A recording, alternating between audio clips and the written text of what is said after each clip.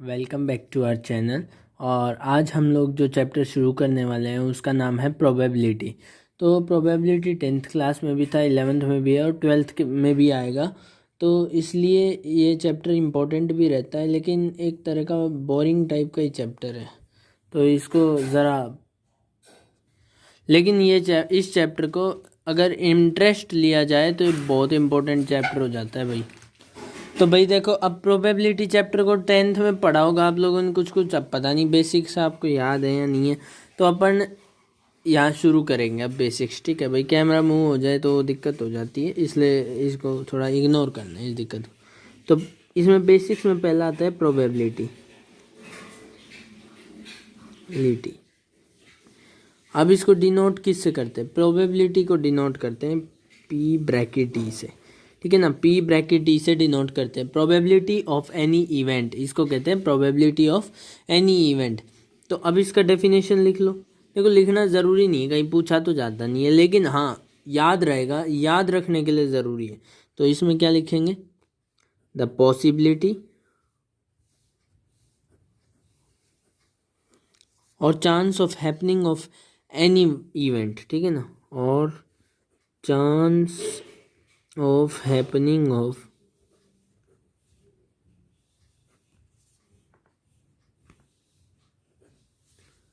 any event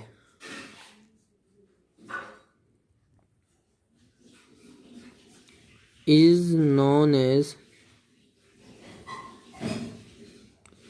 probability। ठीक, इसको probability कहते हैं। क्या कि भाई वो पॉसिबिलिटी की कोई चांस हो जाए, कि एक कोई चांस होता है कि जैसे आज बारिश होगी या नहीं होगी, इट इज़ द प्रोबेबिलिटी कि है।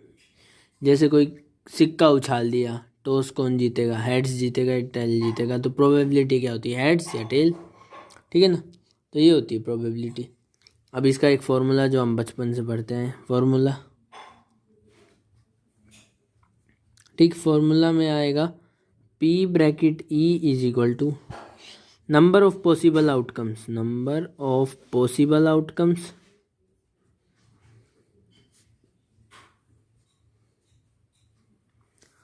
Upon total number of outcomes,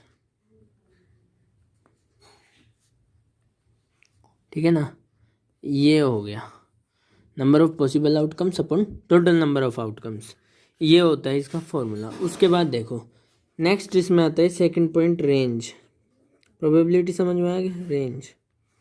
अब रेंज क्या है प्रोबेबिलिटी की? देखो रेंज क्या होती है? रेंज होती है पी ब्रैकेट ई लिखो, इज स्मॉलर और इक्वल टू 1, ठीक है ना। 1 से छोटा हो सकता है, लेकिन 1 से पार नहीं जाना चाहिए। भाई ब्लर हो रही है वीडियो, ज़रा 1 मिनट में पॉज करता हूँ, ठीक। P bracket E is smaller और इक्वल्स टू 1, ठीक है ना। 1 से नीचे की होनी चाहिए। और दूसरी बात, ये नेगेटिव नहीं होनी चाहिए। P bracket E should not be negative, ठीक, शुड नॉट बी नेगेटिव, ऐसे याद रखना, याद रहेगा, ठीक। और मोर देन 1 भी नहीं हो सकती, वो तो बता ही दिया कि छोटी होती है सदा। तो ये 2 केसेस होते हैं। अब जैसे एग्जांपल बता दो, अब मैं कुछ एग्जांपल लेता हूँ, पॉज करके देखना भाई, आप लोग सोचना इनके बारे में। 0.65 हो गया,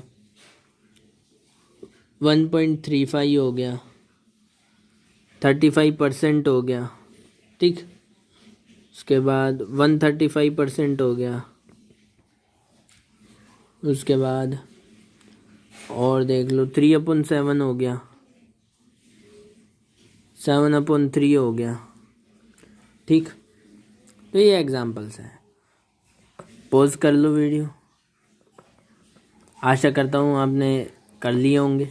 अब इनको सॉल्व करते हैं। देखो 0.65 वैसे ही 1 से कम है, ये तो प्रोबेबिलिटी है। अब 1.35 तो 1 से पार जा रही है, तो नहीं है। अब 35%, 35 को परसेंट को कैसे लिखेंगे? 35/100, मतलब 0.35, तो मतलब ये भी है। 135% मतलब 135/100, तो ये आ जाएगा 1.35, मतलब ये नहीं है।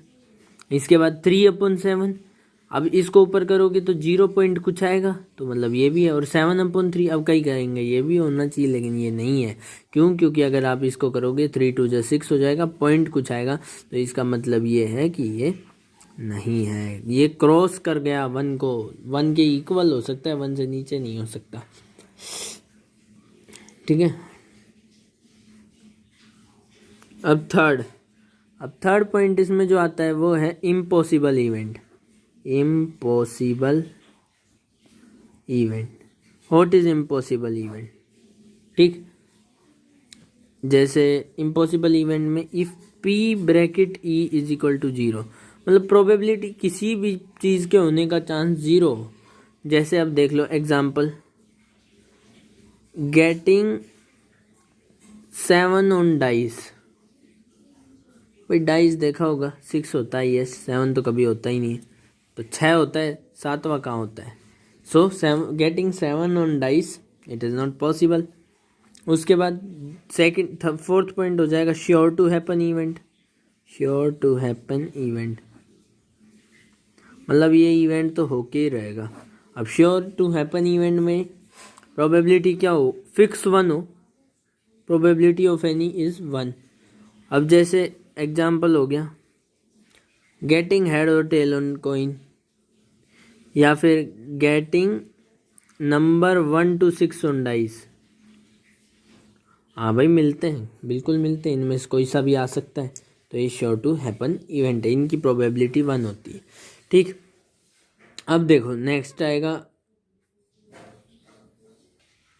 नेक्स्ट आता है भाई कॉम्प्लीमेंट्री इवेंट। देखो ये एक्चुअली ये इस एक्सरसाइज में तो नहीं आएगा 16.1 में, पर 16.2 में आ सकता है कॉम्प्लीमेंट्री इवेंट।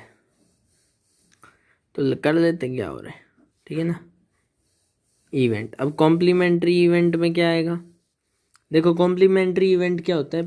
प्रोबेबिलिटी इज ई बार, या फिर इसको कैसे लिख सकते हैं? पी इज नॉट ई, या फिर अपने सेट्स को याद करो और लिख दो पी ई डैश, याद है ना, not E, sets, chapter number 1,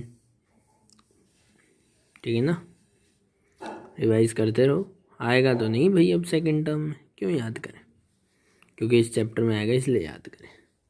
1 minus P bracket ई, ठीक है ना। इसका अपने को पता है 1 माइनस पी ब्रैकेट ई, ये फॉर्मूला तो पता ही है, सेट से ही तो उठाया हुआ है, बस वहाँ पे एन था, यहाँ पी हो गया, प्रोबेबिलिटी हो गई, वहाँ पे नंबर था, तो इसको इधर भेज दोगे तो पॉजिटिव हो जाएगा। ऐसे अरेंज करने, क्वेश्चन के हिसाब से अरेंज कर लेना वो तो, ठीक है ना। तो ये होता है कॉम्प्लीमेंट्री इवेंट। अब भैया अब आता है इसका मोटा 13.1 की मोस्ट इम्पोर्टेंट चीज़, मोटा पार्ट, सैम्पल स्पेस। भैया सैम्पल स्पेस ने लोगों की कई बार हालत पतली की है। अब देखो इसमें होता क्या है, देखो अब सैम्पल स्पेस में हमारे यहाँ 3 ही चीज़ हैं, ज़्यादा नहीं है, कॉइन, डाइस, ठीक, और तीसरा है कार्ड्स, माने तो ताश, ठीक है ना। अब देखो कॉइन को बस ये 4 बार, ज़्यादा खींच के भी 4 बार, 3 बार ही करवाएगा वरना टॉस। डाइस को 3 बार ही करवाएगा, ठीक है ना। हो सकता है 2 बार, मोस्टली 2 बार ही करवाता है, 3 बार करवाने का तो कोई चांस ही नहीं है, लेकिन हाँ फिर भी अगर करवा ले, ठीक है ना।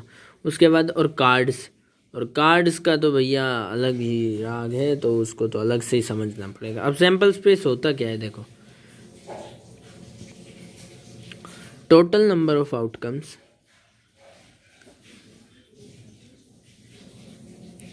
in a given event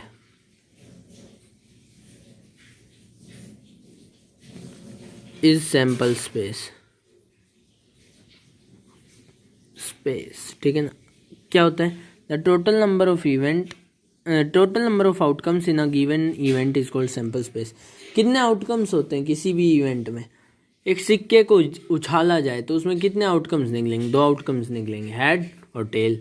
अगर उसी सिक्के को 2 बार उछाला गया, 2 सिक्कों को एक साथ उछाला गया, तो क्या क्या निकलेगा? Head head, tail tail, head tail, tail head, ठीक है ना। तो अब देखो उस हिसाब से हम लोगों को पहला पढ़ना है कॉइन, ठीक है ना। कोइन को करने का फॉर्मूला देखो डायरेक्ट, n देखो 2 पावर n,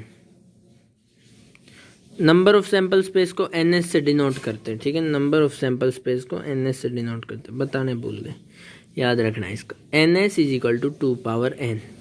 ठीक है ना, इसका ये फॉर्मूला होता है। डाइस का भी होता है, कार्ड्स का कोई फॉर्मूला नहीं होता, कार्ड्स के डिफरेंट वो होते हैं। ठीक है ना। अब देखो 2 पावर n तो हो गया। अब पहला if tossed once, if tossed once, एक बार सिक्के को उछाला जाए, सिक्का वही उछाला जाए, दोनों ओर लिखा हो भारत, है ना एक गाना, याद रखना। तो इफ टोस्ट वंस में आएगा n इज इक्वल टू 1, तो इसमें लिख दो ns, 2 पावर n होता है। 2 पावर 1 का मतलब 2 outcomes.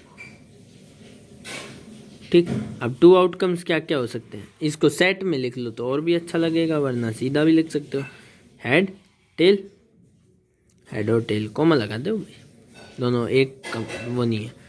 Second, if tossed twice, ठीक है ना, ट्वाइस टोस्ट किया जाए तो n is equal to 2, ns is equal to 2 power 2, तो ये आ जाएगा 4। अब 4 आउटकम्स क्या क्या हैं,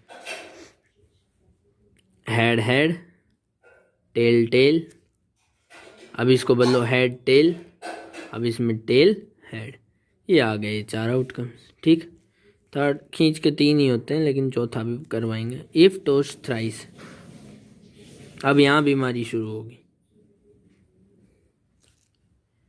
n is equal to 3, ns is equal to 2 power 3, 2 cube क्या होता है 8। ठीक है, तो अब इसके आउटकम्स लिखो, लंबे हैं। ठीक है ना, हेड हेड हेड सबसे पहले। ठीक, इसके बाद टेल आखिरी पे पटको, हेड हेड टेल, इसके बाद head tell head.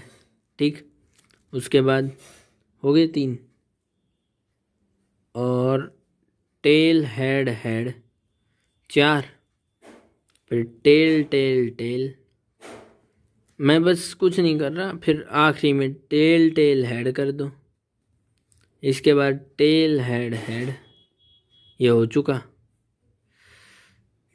Head head tell, 3 3 6 2 और बच रहे भाई। सोचो सोचो, कमेंट सेक्शन टाइप करो क्या हो सकता है। टेल टेल हेड हो गया, टेल टेल टेल हो गया, टेल हेड हेड हो गया, उसके बाद टेल हेड टेल। ठीक है, उसके बाद एक हो सकता है हेड टेल टेल, ये हो गए 8 सैंपल स्पेस। ठीक है ना, हेड टेल टेल, तो ये 8, मैं बोला था हार्ड है। अब चौथा, इफ टोस्ट 4 टाइम्स, ये इसका भी भाई देखो, हमारे 11th क्लास में 4 टाइम्स तक ही दे रखा है, लेकिन 12th में 59 टाइम्स भी आएगा, 60 टाइम्स भी आएगा, 100 टाइम्स भी करेगा, लेकिन वहाँ फॉर्मूला होता है। ठीक है ना, वहाँ ये बैठ के आउटकम नहीं निकालने रहते एनएस, इसलिए मैं बोला था बोरिंग है, लेकिन अब पढ़ना है सिलेबस में। 2 पावर 4 क्या आएगा, सबको पता है 16 होता है। अब 16 निकालो, शुरू करो, हेड हेड हेड हेड, फिर हेड हेड टेल हेड, उसके बाद हेड हेड हेड टेल, उसके बाद हेड टेल हेड हेड, इसके बाद टेल हेड हेड हेड, उसके बाद हेड हेड टेल टेल लिख देते हैं, हेड हेड टेल टेल, इसके बाद head tail tail head, head tail tail head, इसके बाद head tail tail tail, tail tail tail. ठीक, फिर टेल टेल टेल टेल। ठीक, उसके बाद टेल टेल टेल हेड, उसके बाद टेल टेल हेड टेल, उसके बाद टेल टेल हेड हेड, उसके बाद टेल हेड टेल हेड, इसके बाद हेड टेल हेड टेल, इसके बाद टेल हेड हेड टेल। ठीक है ना, ये हो गए भैया इसके आउटकम्स, देख लो। लेकिन ये पूछे नहीं जाते, बहुत कम चांस पूछे जाएंगे, लेकिन इनको भी करना आना चाहिए। ठीक है, तो ये हो गया। अब अपने को आगे बढ़ना है डाइस पे। अगला है डाइस। अब डाइस का फॉर्मूला होता है NS is equal to 6 power n। ठीक है ना, ये होता है डाइस का फॉर्मूला। अब इसमें पहला इफ टोस्ट वंस 2 बार ही करेंगे भाई, अब कई देखेंगे 3 बार क्यों नहीं। तो भाई 3 बार आप खुद करके देख लेना, फिर पता चल जाएगा 3 बार क्यों नहीं। ठीक है ना, 3 बार करोगे तो देख लो कितने आउटकम्स आएंगे। 2 बार में 36 आएंगे, तो 3 बार में तो और भी ज़्यादा आएंगे ना। तो 3 बार क्यों नहीं करेंगे, क्योंकि 3 बार में अपने पास आ जाएंगे 36 इंटू 6 कर लो 216। ठीक, 216 आउटकम्स कौन निकालेगा? देखो निकाल सकते हैं, लेकिन अगर आप फ्री हो, टाइम पास नहीं हो रहा, तो भाई निकालने बैठ जाओ। NS is equal to 6 outcomes. ठीक, क्यों 6 पावर 1 हो जाएगा तो 6 आउटकम्स। अब ये 6 आउटकम्स क्या है अपने को पता है, अगर सांप सीढ़ी खेली है, लूडो खेला है, तो सबको पता है 1 2 3 4 5 6। ठीक, उसके बाद नेक्स्ट आता है आपके पास if tossed twice. If tossed twice, 2 बार अगर टोस्ट किया जाए तो n is equal to 2। n is equal to 2 का मतलब NS is equal to 6 power 2 माने तो 36। तो अब भाई 36 मानो तो अब निकालो। अब देखो तरीका है इसको लिखने का, 1,2 1,1 पहले को अपन डाल रहे हैं। ठीक, 2 को डालना है, पहले को डाल रहे हैं, तो क्या आया,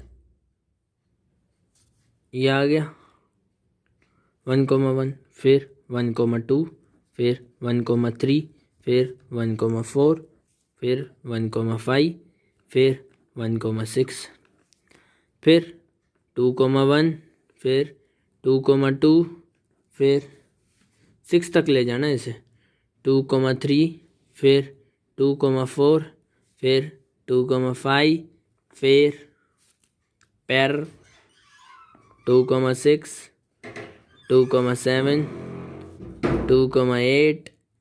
ओ ये क्या, हाँ जा रहे हैं 2,6 ही होते हैं देखो, इसलिए 3,1, 3,2, 3,3, 3,4, 3,5, 3,6, फिर 4,1, 4,2, 4,3, 4,4, 4,5, 4,6, 4,7 होता ही नहीं है। ठीक, 5,1, 5,2, 5,3, 5,4, 5,5, 5,6। अब भाग में मत लिख देना, 5,7, 6,1, 6,2, 6,3, 6,4, 6,5, फिर 6,6, 6 हो गया। ये आया अपने सैंपल स्पेस डाइस का। तो काफ़ी सिंपल था। अब गिनने का काम भाई आप करो, 36 हमारे विचार से। और यहीं नेक्स्ट आता है कार्ड्स। कार्ड्स पता है कार्ड्स क्या होते हैं, ताश। ठीक, अब देखो कार्ड्स कितने होते हैं टोटल, और किसी ने ताश का डैक देखा, उसे डैक कहते हैं इंग्लिश में। 52 कार्ड्स, 52 होते हैं एक में। ठीक है, अब इसमें 4 सूट होते हैं, 4 सूट, मतलब 4 तरह के होते हैं। इनमें होता है स्पेड, क्लब, डायमंड और हार्ट। नहीं समझे होगे। हिंदी देखो, स्पेड सुना होगा सारे। स्पेड होता है हुक्म। क्लब चिड़ी। फिर डायमंड ईंट। और हार्ट दिल नहीं होता, पान। पान ठीक, हार्ट होता है पान। अब देखो इनके शेप देख लो, क्या शेप से याद रहेंगे सदा।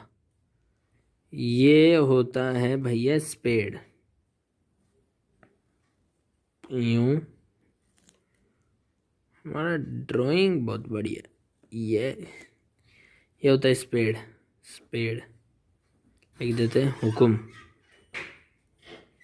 ये हो गया हुक्म ठीक। फिर होता है चिड़ी, माने तो क्लब।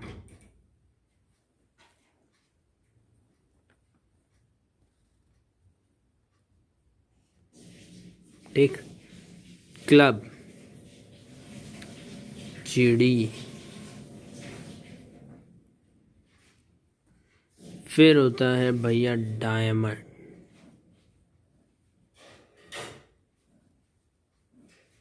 डायमंड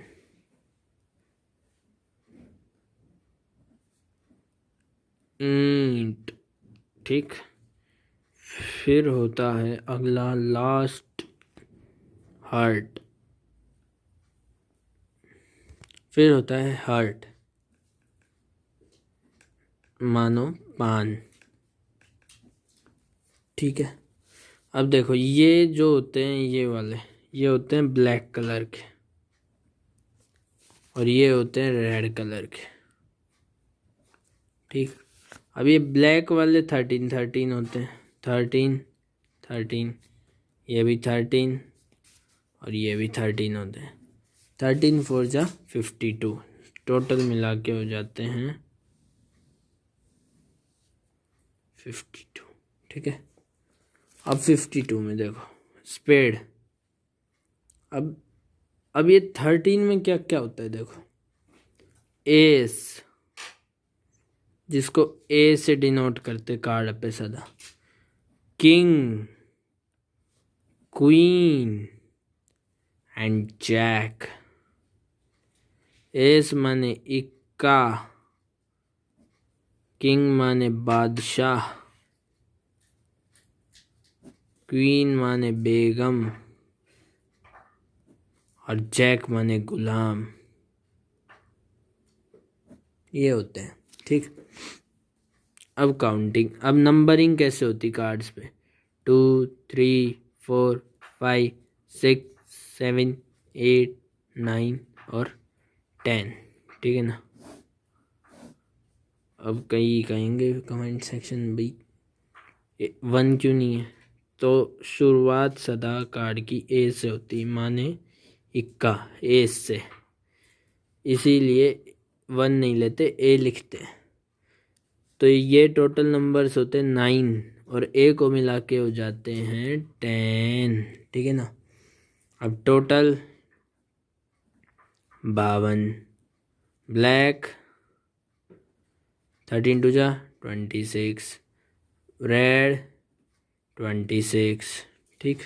अब देखो ये जो 3 होते हैं ना, ये 3, इनको फेस कार्ड्स बोलते हैं। इन पे फोटो रहती ठीक, 3 होते हैं हर में। तो देखो फिर पूछा जाएगा फेस कार्ड्स कितने हुए पूरे में, 3 + 3 + 3 + 3 ठीक।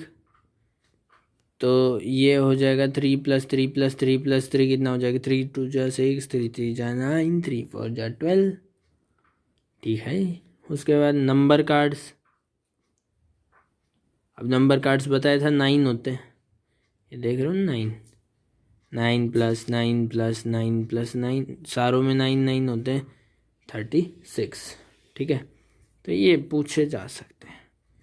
तो इसके साथ 16.1 के बेसिक्स ख़त्म होते हैं यहाँ पे। अब एक्सरसाइज पे अगली वीडियो में देखते हैं, काफ़ी इम्पोर्टेंट और अच्छे थे।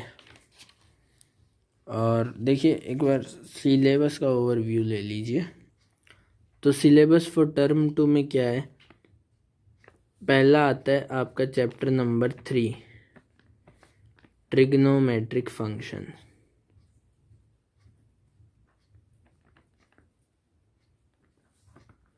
फंक्शंस, ठीक है ना। ये होता है जो अपन ने करवा दिया कुछ हद तक, आगे पूरा कर देंगे उसको भी, ठीक। दूसरा होता है सेकंड अपने पास आएगा ट्रिग्नोमेट्रिक फंक्शंस के बाद चैप्टर नंबर 6, इसका नाम है लीनियर इनइक्वालिटीज। लीनियर इनइक्वालिटीज, ठीक।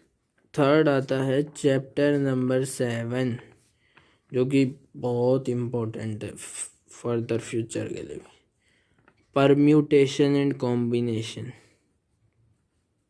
जो अपन करेंगे ज़रूर, कॉम्बिनेशन,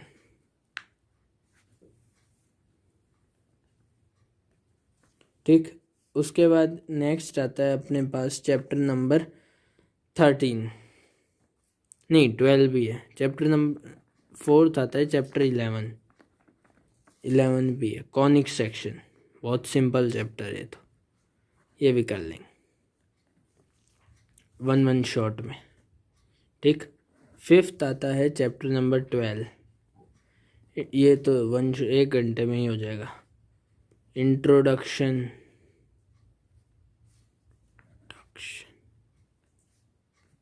टू 3D का इंट्रोडक्शन। फिर अगला आता है सिक्स्थ में है चैप्टर नंबर 13। अब चैप्टर नंबर 13 का लिमिट्स पार्ट था वो टर्म 1 में आ चुका, तो इस बार केवल डेरिवेटिव्स आएगा, which is very important for future, ठीक है ना। तो इसको करवाना ज़रूरी है, डेरिवेटिव्स भी देखेंगे। फिर आपको पता है 14 डिलीट हो गया। 7th आता है चैप्टर नंबर 15 स्टैटिस्टिक्स, काफ़ी सिंपल है ये, तो आप खुद भी कर सकते हैं, ठीक। और 8th आता है चैप्टर 16 प्रोबेबिलिटी, जो कर रहे हैं, ठीक है ना। तो अपने क्या क्या करना है, 3rd बच रहा है, ये कर लेंगे। 6th कर सकते हैं आप, 7th करेंगे, 11th वन शॉट, 12 भी वन शॉट, ठीक। फिर डेरिवेटिव्स करेंगे,